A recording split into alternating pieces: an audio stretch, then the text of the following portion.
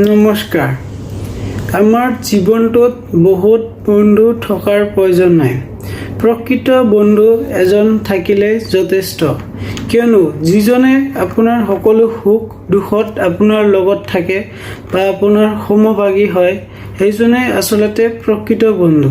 আমাৰ সকলোৰে জীৱনত যাতে এনেকুৱা এজন প্ৰকৃত বন্ধু থাকে তাৰে আশা কৰিলোঁ। ধন্যবাদ।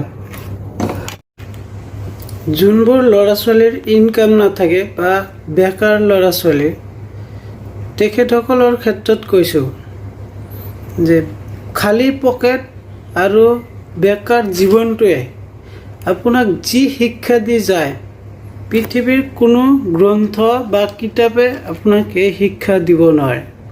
কিয়নো এজন ল'ৰা ছোৱালী যেতিয়া বেকাৰ থাকে বা কোনো ধৰণৰ ইনকাম নাথাকে, তেতিয়াহ'লে সকলো মানুহে এখেতৰ লগত যি ব্যৱহাৰ কৰে বা যি চকুৰে দেখে, এইটোৰ পৰা আমি বহুতো বস্তু শিকিব পাৰোঁ।